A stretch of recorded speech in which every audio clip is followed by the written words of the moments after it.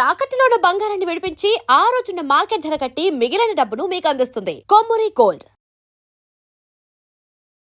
నమస్తే, welcome to our channel. నిన్నటి వరకు ఒక లెక్క, ఈ రోజు ఇంకొక లెక్క.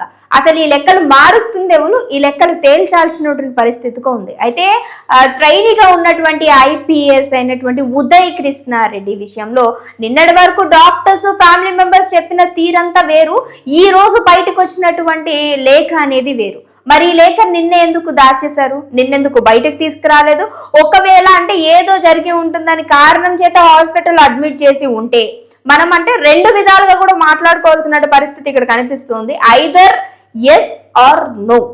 ఒకవేళ తప్పు నిజంగా ఉదయ్ కృష్ణారెడ్డిదా, లేదు అనంటే ఎవరైతే ట్రైనీగా ఉన్నటువంటి అదే బ్యాచ్ కి సంబంధించినటువంటి అదే మహిళదా? ఈ రెండు కూడా మనం రెండు విధాలుగా కూడా వినాల్సిన పరిస్థితి కనిపిస్తుంది. అందులో ఈరోజు ఒక చిన్న క్లారిఫికేషన్ అనేది మనకు తెలిసినటువంటి ప్రయత్నాన్ని మీ ముందుకు తీసుకొస్తున్నాను. సో ఐపీఎస్ ట్రైనీగా ఉన్నటువంటి ఉదయ్ కృష్ణారెడ్డి నిన్నటి వరకేమో ఫుడ్ తినలేదు, ఫుడ్ తినకుండా మార్నింగ్ నుంచి ఆల్కహాల్ కన్సూమ్ చేయటం వల్ల ఈ రోజు హాస్పిటల్ తీసుకొచ్చాం. దెన్ డాక్టర్స్ చెప్పినటువంటి తీరు చూసుకుంటే ఇక్కడ మనకి ఎస్ఆర్ నగర్ హాస్పిటల్లో కూడా అడ్మిట్ చేశారు. ఆ డాక్టర్స్ చెప్పినటువంటి తీరేంటి? ఏం తినలేదు, ఏమన్నా పాయిజన్ లాంటి పార్టికల్స్ బాడీలో ఉన్నాయా అని చెప్పి, ఎందుకంటే స్పృహలో లేడు, ఏం తీసుకున్నాడో చెప్పలేడు. కాబట్టి వీళ్ళు లోపలికి పైప్స్ అని పంపించి స్టమక్ అంతా కూడా వాష్ చేసాము. ఇప్పటి వరకు అయితే పరిస్థితి చాలా క్రిటికల్ గా ఉందని అనుకున్నాం, కానీ ఇప్పుడు అంటే ఆయన చాలా అబ్నార్మల్ గానే ఉన్నారు, బట్ స్పృహలోకి మాత్రం రాలేదు అని చెప్పి డాక్టర్లు ఇచ్చినటువంటి వాగ్మూలం ఇది. అంటే ఒక క్లారిఫికేషన్ మీడియాకి ఆల్రెడీ వాళ్ళు ఇచ్చేశారు. ఫ్యామిలీ మెంబర్స్ కూడా ఏమీ కన్సూమ్ చేయలేదు అని చెప్పారు. ఇది ఒక తీరు. ఇప్పుడు చూసుకుంటే నిన్ననేమో ఏం జరగలేదు, హాస్పిటల్ అడ్మిట్ అయ్యారు. ఇప్పుడు కట్ చేస్తే ఆయన దగ్గర నుంచి ఒక లెటర్ వచ్చింది. ఆ లెటర్లో చూసుకుంటే ఆ లెటర్లో ఏముందనేది కూడా ఒకసారి నేను మీకు వినిపించే ప్రయత్నం చేస్తాను. ఐఎమ్ ఉదయ్ కృష్ణారెడ్డి. అయితే ఇందులో మొత్తానికి ఏముందనంటే ఇలా రిలేషన్షిప్ అనేది ఆల్మోస్ట్ సిన్స్ జూన్ 2025 నుంచే రిలేషన్షిప్లో ఉన్నాం.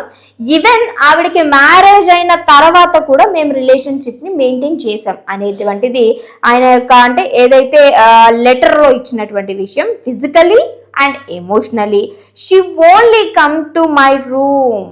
తనే నా రూమ్కి వచ్చింది అండ్ తను అడిగింది నాకు ఫిజికల్గా నీతో ఇంటరాక్ట్ అవ్వాలి అని తనే అడిగింది అని. అండ్ తన పేరు కూడా ఇక్కడ మెన్షన్ చేశారు. బట్ అమ్మాయిల పేరు మనం బయటకి చెప్పలేము కదా, ఎంత చేసినా సరే అమ్మాయిలకు ఒకలాగా తీర్పు, అబ్బాయిలకు ఒకలాగా తీర్పు అనేది ఇస్తూ ఉంటారు. దెన్ ఒకవేళ ఇక్కడ అదే రకంగా మనం చూసుకుంటే ఏదైతే ఉదయ్ కృష్ణారెడ్డిదే తప్పు అనేటువంటి వాగ్మూలం పరంగానే మనం మాట్లాడుకుని ఉంటే, ఇక్కడ ఆయన ఇచ్చినటువంటి సూసైడ్ లెటర్ ఏదైతే నోట్ రాసి పెట్టారో అందులో క్లియర్గా మెన్షన్ చేశాడు, జూన్ 2025 నుంచి మా ఇద్దరం రిలేషన్లో ఉన్నాం. మరి రిలేషన్లో ఉన్నప్పుడు ఈమె ఎందుకు పెళ్లి చేసుకుంది? ఇన్ కేస్ పెళ్లి చేసుకున్న తర్వాత మళ్ళా ఎందుకు నేనుతో రిలేషన్షిప్ కంటిన్యూ చేసింది? రూమ్కి ఆవిడ వచ్చింది అండ్ నేను వచ్చాను డోర్ తీ అని చెప్పేసి అడిగినటువంటి మెసేజెస్ కూడా నా దగ్గర ఉన్నాయి విత్ ప్రూఫ్స్ అన్నప్పుడు ఆ రోజు ఏదైతే పోలీసుల వరకు ఈమె అంటే ఐపీఎస్ ట్రైనీగా ఉన్నటువంటి ఉదయ్ కృష్ణారెడ్డి నా మీద లైంగిక వేధింపులకు పాల్పడుతున్నాడు అని చెప్పి ఇచ్చిన కేసు వెనకాల నువ్వెందుకు ప్రూఫ్ సబ్మిట్ చేయలేకపోయావు? ఎందుకంటే మీ దగ్గర ప్రూఫ్లు ఉన్నాయి. అన్నీ ఉన్నప్పుడు తప్పు మీద అని ఎలా ఒప్పుకుంటారు? ఒప్పుకోం కదా. నేను సరిగ్గా ఉన్నప్పుడు నేను కరెక్ట్గా ఉన్నానంటే నన్ను ఎవరేమన్నా నేను కొంచెం కూడా ఫరక్ పడదు నాకు. ఎందుకనంటే నేను సరిగ్గా ఉన్నాను, నేను కరెక్ట్ అని నాకు తెలుసు, నా దగ్గర ప్రూఫ్స్ ఉన్నాయి కాబట్టి. దెన్ మీ ఇద్దరు రిలేషన్లో ఉన్నారు అని అంటే డెఫినెట్గా నీ దగ్గర ప్రూఫ్స్ ఉన్నాయి అంటే అది ఆ రోజే కేసు నడుస్తూ ఉంది, కేసులో నీదే తప్పని తేలిపోయింది. ఇక నిన్ను మొత్తం డిస్మిస్ చేయబోతున్నారు, నేను ఆ పదవిలోంచి తీసేయబోతున్నారు అన్నప్పుడు యూ హ్యావ్ టు గివ్ కదా, నీ ప్రూఫ్స్ వాళ్ళకి ఇవ్వాల్సింది. దెన్ ఇప్పుడు మాత్రం ఒక చిన్న లెటర్ రాసి అందులో అసలు అది తప్పే కాదు, మా ఇద్దరం ఆల్రెడీ ఎప్పుడో రిలేషన్లో ఉన్నామనంటే మరి ఆమెను కాపాడ్డానికి మూవ్ చేస్తే నువ్వే ఇరుక్కున్నట్టు ఇక్కడ చాలా క్లియర్గా కనిపిస్తుంది. ఇదొక పరంగా. ఇప్పుడు ఎవరైతే ఈ ట్రైనీ యొక్క అంటే ఈ బ్యాచ్లో ఉన్నటువంటి మహిళ గురించి మాట్లాడుకుంటే తనే రూమ్కి వెళ్ళి తనే ఆయన లైంగికంగా నాకు కావాలి అని హక్ చేసుకుని ముద్దు పెట్టుకుని ఫిజికల్ గా మనం ముందుకు వెళ్దాము అనేటువంటి విషయాన్ని కూడా ఈవిడే ప్రోత్సహించి వెళ్ళినటువంటి తీరు కూడా నా దగ్గర ఉంది అంటే. కానీ ఈవిడ కూడా నా దగ్గర ప్రూఫ్స్ ఉన్నాయి, ఉదయ్ కృష్ణారెడ్డి నన్ను లైంగికంగా దాడికి పాల్పడుతున్నాడు, నన్ను వేధిస్తున్నాడు, నా భర్తకి ఏవైతే ప్రూఫ్స్ ఉన్నాయో పంపిస్తాను. అండ్ ఇక్కడ ఉదయ్ కృష్ణారెడ్డి కూడా ఆ యొక్క లెటర్లో మెన్షన్ చేయడం జరిగింది, ఇప్పుడు నా మీద ఏదైతే నింద వేస్తున్నారో వీటన్నిటికీ సంబంధించినటువంటి ప్రూఫ్స్, మా ఇద్దరం 1 year నుంచి రిలేషన్లో ఉన్నామన్నటువంటి ప్రూఫ్స్ నేను వాళ్ళ ఆయనకి పంపించాను. అందుకని ఈ రోజు నా మీద ఒక పెద్ద కక్ష కట్టి, అండ్ అందులో ఇంకొక మెన్షన్ కూడా చేయడం జరిగింది, ఇంకెవరో 4 members పేర్లు వద్దు అని చెప్పేసి చెప్పడం జరిగింది. ఆ 4 members కూడా తగిన శిక్ష పడాలి. ఈ రోజు నా చావుకి నేను ఆత్మహత్య చేసుకోవడానికి గల కారణం ఈ నలుగురు ఎవరైతే మహిళ ఉందో వీళ్ళు. సో వీళ్ళకి డెఫినెట్ గా శిక్ష అనేది పడాలి అనేటువంటిది ఉదయ్ కృష్ణారెడ్డి మెన్షన్ చేసి, ఒక శానిటైజర్ అయితే ఆయన తాగేయడం జరిగింది. ఇదే కారణం చేత నిన్న హాస్పిటల్ అడ్మిట్ చేశారు. ఇప్పుడు పొజిషన్ మాత్రం క్రిటికల్ గా ఎలా అయ్యింది, నిన్నటి వరకు స్టేబుల్ గానే ఉన్నటువంటి హెల్త్ అసలు ఏమీ తీసుకోలేదు, ఒక్క ఆల్కహాల్కే మనిషి ఎక్కడ కూడా మరీ క్రిటికల్ అయిపోయినటువంటి పొజిషన్ అవ్వదే. అలాంటిది నిన్నటి వరకు చాలా స్టేబుల్ గా ఉన్నాడు, స్ప్రోలోకి రావాలి, ఇప్పుడు మాత్రం శానిటైజేషన్ తాగేశాడు, ఇప్పుడు మొత్తం పొజిషన్ మొత్తం క్రిటికల్ అయిపోయింది. అసలు చెప్పలేకపోతున్నాం ఏం జరుగుతుంది అని. ఇప్పుడు చూసే జనాలు పిచ్చోలా, లేదు అంటే నీ మీద ఒకటి వచ్చింది కాబట్టి అది నిజమే కాబట్టి దాన్ని ఎలా అయినా తప్పించుకోవడానికి ఇప్పుడు ఆడుతున్నటువంటి డ్రామానా? మరి నిన్నటి వరకు ఈ లెటర్ ఎందుకు బయటకు రాలేదు, ఈ లెటర్ ఇప్పుడు ఎందుకు బయటికి ఎలా వచ్చింది? మరి డాక్టర్లు ఎందుకు అబద్ధం ఆడుతున్నారు? డాక్టర్ పొజిషన్లో ఉండి జనాల్ని తప్పు ద్రోవ పట్టిస్తున్నారా? ఫ్యామిలీ మెంబర్స్ సరే చేశారంటే అదొక అందం, మరి డాక్టర్స్ ఎందుకు, వీళ్ళకేం అవసరం ఉందని ఏమన్నా తీసుకుంటున్నారా? ఇది కూడా మాట్లాడుకోవాల్సిన పరిస్థితి కనిపిస్తుంది. ఇక కమింగ్ టు ఉదయ్ కృష్ణారెడ్డి గురించి చూసుకుంటే, మీరు ఒక్కసారి గూగుల్లోకి వెళ్ళి ట్రైనీ IPS ఉదయ్ కృష్ణారెడ్డి అని కనుక టైప్ చేశారు అని అంటే ఆయన యొక్క చరిత్ర మొత్తం కూడా మీకు కనపడుతుంది.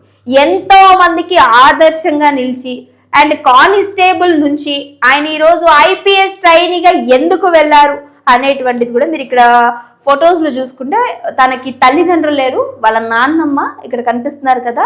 సో వాళ్ళ నాన్నమ్మ ఆయనని పెంచి ఇంత పెద్ద చేసి ఈరోజు IPS అనేటువంటి పొజిషన్ వరకు తీసుకొచ్చిందంటే ది ఓన్లీ రీజన్ వాళ్ళ నాన్నమ్మ. ఇప్పుడు చూసుకుంటే ఆయన ఎన్నో వీడియోస్, ఎంతో మంది ఛానల్స్లో ఆయన ఒక ఆదర్శంగా ఉండాలని ఒక మోటివేషనల్ స్పీకర్గా కూడా ఆయన ఎదగటం అనేది జరిగింది. చాలా మందికి నిజంగా ఈయనను చూసి ఇన్స్పైరింగ్ అయినటువంటి జనాలు కూడా ఉన్నారు. సో అదే క్రమంలో ఈరోజు ఒక నిందన, లేదు అంటే రూమరా, నిజమా అనేదే జనాల్ని నిజంగా కన్ఫ్యూజింగ్ చేస్తున్నటువంటి పరిస్థితి కనిపిస్తుంది. ఇంత చేసినటువంటి అమ్మాయి మాత్రం బయటకి రాదు, ఎందుకంటే లేడీకి ప్రొటెక్షన్ అనేది ఉండాలి, బాయ్స్కి ప్రొటెక్షన్ ఉండదు. సో ఐదర్ ఇప్పుడు అమ్మాయి తప్ప అబ్బాయి తప్ప అంటే డెఫినెట్గా అబ్బాయిదే తప్పు అని అంటారు. అంటే ఇక్కడ ఇప్పుడు ఈయన రాసినటువంటి ఏదైతే లెటర్ ఉందో, ఉదయ్ కృష్ణారెడ్డి రాసినటువంటి లెటర్ పరంగా మనం చూసుకున్నట్లయితే ఖచ్చితంగా 2 విధాలుగా కూడా దీన్ని ఆలోచించాల్సిన పరిస్థితి కనిపిస్తుంది. అమ్మాయి వెళ్ళి నా పైన లైంగిక దాడికి పాల్పడ్డాడు అని గనక చెప్పింది అంటే వితౌట్ ఎంక్వైరీ, వితౌట్ ఇన్ఫర్మేషన్ అబ్బాయిని బ్లేమ్ చేస్తారు, అబ్బాయిని తీసుకెళ్ళి ఇంకా సెల్లో లాకప్లో వేసేస్తారు. సో ఇప్పుడు నేను ఉదయ్ కృష్ణారెడ్డికి ఎలాంటి పాజిటివ్ మాట్లాడట్లేదు, అలా అని చెప్పి ఈ అమ్మాయి కూడా నేను ఎలాంటి పాజిటివిటీ నేను మాట్లాడట్లా. ఉన్నది ఫ్యాక్ట్, జనాలు ఏ విధంగా ఆలోచించాలి అనేది చెప్తున్నా. నిప్పులేందే పొగ రాదండి, గుర్తుపెట్టుకోండి. అలాంటి క్రమంలోనే ఈరోజు IPS ఉదయ్ కృష్ణారెడ్డి కానిస్టేబుల్ నుంచి ఈరోజు ఇంత పెద్ద పొజిషన్కి, అది కూడా నన్ను ఒకరు అవమానించారు అనేటువంటి భావనతోటి ఇంత కష్టపడి పైకి వెళ్ళినటువంటి వ్యక్తి ఈ విధమైనటువంటి తప్పు చేస్తాడంటే ఎస్, ఇజ్ ఇట్ ఉండొచ్చు, పాసిబిలిటీస్ ఉన్నాయి. ఎందుకంటే అమ్మాయి విషయంలో అఫ్కోర్స్ వీక్గానే ఉంటారు. అదే క్రమంలో ఏమైనా జరుగుండొచ్చు, లేదు అని అంటే వీళ్ళు నిజంగానే రిలేషన్లో ఉండొచ్చు. సో అంటే 2026 జూలై 9th మహిళ ఎవరైతే ఉన్నారో ఆయన రూమ్కి వెళ్ళడం జరిగింది. అది కూడా తనంతట తానే ప్రేరేపించబడి, నాకు కావాలి, నాకు నీతో డెఫినెట్గా ఈ మూవ్మెంట్ కావాలి, నేను నీతో ముద్దు కావాలి, హగ్గు కావాలి, ఆ తర్వాత కావాలి అని చెప్పి ఆవిడ వెళ్ళినట్టు తెలుస్తుంది. అదే నా దగ్గర ప్రూఫ్స్ కూడా ఉన్నాయి, బయట ఉన్నాను డోర్ తీ అని చెప్పినటువంటి పరిస్థితి కనిపిస్తుంది. ఒకవేళ బయట ఉన్నాను డోర్ తీ అన్నట్టు కూడా ఈయన కూడా వేధించడం, ఇంకేమైనా ప్రూఫ్స్ బహుశా వీళ్ళిద్దరు ఓకే, ఇంకొకటి కూడా మనం ఇక్కడ మాట్లాడుకోవచ్చు. ఇద్దరు గతంలో రిలేషన్లో ఉండి ఇప్పుడు కట్ చేసుకుని ఆవిడ వేరే వాళ్ళు పెళ్లి చేసుకుంటే ఈ రిలేషన్లో ఉన్నప్పుడు చాలా వరకు కూడా మాట్లాడుకోవడం జరుగుతుంది. ఇంకా చాలా వరకు కూడా హగ్గు కిస్ ఇవన్నీ ఇట్స్ అ కామన్ థింగ్ అయిపోయింది ఇప్పుడు ఉన్నటువంటి తరానికి. అదే క్రమంలో పాస్ట్ ఇస్ ద పాస్ట్ అని చెప్పి తను ప్రజెంట్లో ముందుకెళ్తున్న క్రమంలో ఈయన ఏమైనా బ్లాక్మెయిల్ చేసే పరిస్థితి కూడా ఉండొచ్చు. అంటే ఇలా ఆల్మోస్ట్ 2 కాదు, ఇక్కడ 4-5 కోణాలు మనం కన్సిడర్ చేసుకుంటే తప్పెవరిది అనేది పూర్తి డీటెయిల్స్ తెలియాల్సి ఉంది. పూర్తి డీటెయిల్స్ తెలియకుండా మన చేతిలో మైక్ ఉంది, మన దగ్గర ఒక మీడియా ఉంది అని ఎవరిని అనేయడం కాదు. ఇద్దరిలో ఎవరిది తప్పు అనేది ఖచ్చితంగా అధికారికంగా ఈ కేసు ముందుకు వెళుతూ తెలియాల్సినటువంటి పరిస్థితి కనిపిస్తుంది. ఒక నిండు ప్రాణం ఒకవేళ బలై ఉంటే, తప్పు కాకపోయి ఉంటే బహుశా ఆయన ప్రాణానికి ఈరోజు ఎంతో మంది చేసినటువంటి వీడియోసే గతంలో నిన్నటి వరకు మేము కూడా ఆయనదే తప్పన్నాం. ఈరోజు ఆయన తప్పు కాదు అని నేను కన్సిడర్ చేయట్లా. నిజాలు తెలియాల్సినటువంటి పరిస్థితి ఉంది అనేటువంటి క్రమంలోనే ఆలోచిస్తున్నాం. లేదు అనంటే ఇంత జరుగుతుంది కాబట్టి నా మీద నింద పడుతుంది, లేదు అనంటే నేను చేసిన తప్పు బయటపడుతుంది, ఇలాంటిది ఏదైనా చేస్తే డెఫినెట్గా నేను ఇందులోంచి బయటకు రావచ్చు అనేటువంటి ఆలోచన ధోరణితో కూడా ఉదయ్ కృష్ణారెడ్డి చేసుండే అవకాశం ఉంది. సో ఏదేమైనా నేను చెప్పేది ఏంటంటే నిజాలు ఎవరు తేల్చాలో వాళ్ళు తెలిస్తే కానీ మనం అసలు ఏం జరిగింది అని కన్సిడర్ చేయలేం.